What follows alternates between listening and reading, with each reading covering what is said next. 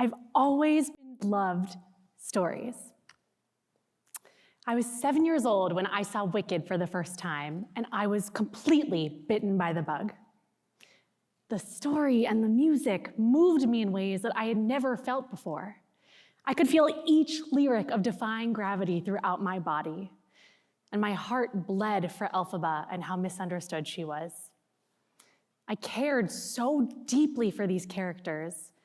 I would scream sing their songs day and night. Even at this young age, I was experiencing the impact of storytelling. This love of theater carried me through my childhood, playing make-believe, participating in school plays and musicals, and eventually, by the time I reached middle school, I knew that this love was more than just a hobby, and I would go on to turn my passion into my profession and pursue a career as a commercial theater producer. I'm deeply fortunate to have worked on over 30 Broadway shows throughout the industry on internships, and eventually landing my first Broadway producing credit on a play called Seawall a Life while I was a senior at Cornell. I'm grateful to have produced lots of impactful shows like Parade, SUFFS, ROMEO and Juliet, and I was even lucky enough to pick up a Tony Award along the way. I truly love what I do, both the creative and business aspects, but perhaps my favorite part of making theater is seeing how a story can move an audience. You see, very early in my career, I saw how art goes far beyond just entertainment. Seeing how specifically and viscerally a play or a musical could compel an audience member towards progress taught me that storytelling is actually our most powerful tool for social change. So with that knowledge, about 5 years ago, I joined a company called Level Forward, where I produce and focus on our theater work. Level Forward is a story-driven, impact-minded entertainment company working to further social progress through art. We produce theater, film, and television, all with the goal of having brave conversations and creating enduring impact. I'm deeply fortunate to work at a company that believes in the power of stories to move people and embraces the responsibility of shaping culture and putting it to work. Whether that's instigating critical thinking, creating visibility, or attempting the work of bringing people together who might otherwise disagree. I've seen firsthand how this work can make our world a better place, and I'm excited to tell you more about that today. So I keep talking about this impact of storytelling, but what do I mean? So it may sound obvious, but I think about it in two buckets.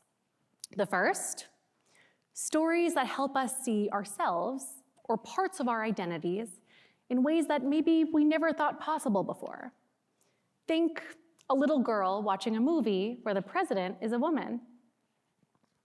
Now for the second bucket, these are stories that help us see others or people, identities, experiences, which we're not as familiar with as, say, ourselves. This, I have learned, is the path to building empathy. Think somebody who doesn't know anyone who's immigrated to our country watching a play about an immigrant and their experiences coming here. I get to work on projects every day that accomplish impact in both of these buckets. So I'm going to give you a couple examples. First, for a story that helps us see ourselves. So last Broadway season, we produced a musical called How to Dance in Ohio. This was a groundbreaking musical that starred 7 autistic actors playing 7 autistic characters. The musical followed our protagonists as they prepare for a spring formal and the joys and the challenges that they come across in that process. The musical was revolutionary in the visibility that it created. And there's one interaction from early in our run that has stayed with me. We were at our invited dress rehearsal when Collab Theater Group, our nonprofit partner on the show, had a group of their leaders in the audience. These are folks with developmental disabilities who are leaders in the nonprofit organization's work. We were at intermission of this dress rehearsal when a young woman from the collab leaders group came up to me. She had tears in her eyes as she said, "I've never seen someone like myself on stage before." I asked her who her favorite character was, and a giant grin peeked out through her happy tears as she said, "I simply could not pick a favorite. They are each too perfect." She then proceeded to lay out a laundry list of her favorite qualities of each character, and I was reminded of how personally stories allow us to see ourselves. You see, this young woman felt less alone at the theater. She saw that her challenges and experiences that she faces are not unique to her. And beyond that, she actually walked away feeling like maybe she too could be on Broadway someday. Something that had previously just felt like a dream. The musical cracked her world open. The impossible felt possible and her potential limitless. That is the power of storytelling. Now for a story that helps us see others. One of the first plays I worked on Broadway as a producer was called Slave Play. This was a play that followed 3 interracial couples in sex therapy. It probed at questions about race and sex in America and was considered quite provocative at the time when it first opened in 2019. Given the nature of the play, we created a space every week for audience members to gather with each other and meet cast and creative team members as they were learning and unlearning from their experience at Slave Play. Week over week, I saw audience members having deep conversations, all inspired by the play. And there's one story that has stayed with me for all of these years. We were at one of these weekly conversations when a woman joined who was struggling with her interpretation of the play. In particular, she was having a hard time with what her responsibility was as a white woman in a racist society. She came into that conversation questioning those around her, debating her peers, and eventually, she actually came around to challenging herself. After that conversation, her world opened up. Something that she wasn't even fully ready to dig into in that moment, but it made her curious. So after that day, she went and she bought books. And then she attended more discussion groups. And ultimately, she became committed to learning her role and being the best ally that she could be.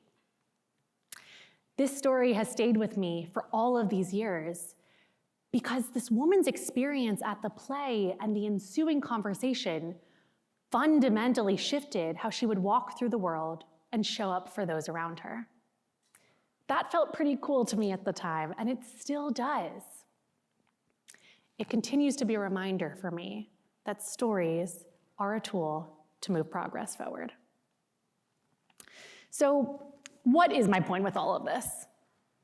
Broadly, I want to impart to you all that we need to continue to invest in stories and work that highlight narratives on the margins, or people, identities, experiences that have been ignored, erased, pushed to the margins of history.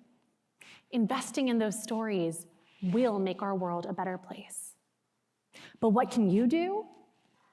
Well, go watch a play or a movie that centers experiences that you're not as familiar with.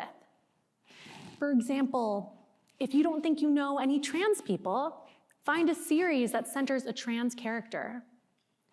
Watch it. And when you're done, watch another one. Keep searching for stories that expand your viewpoints and challenge your norms. You know, in order to be kinder to each other, we have to better understand each other.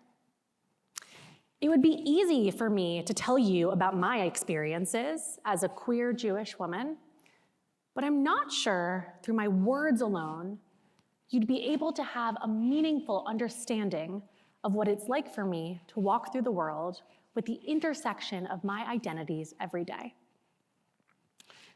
But what if I wrote a book?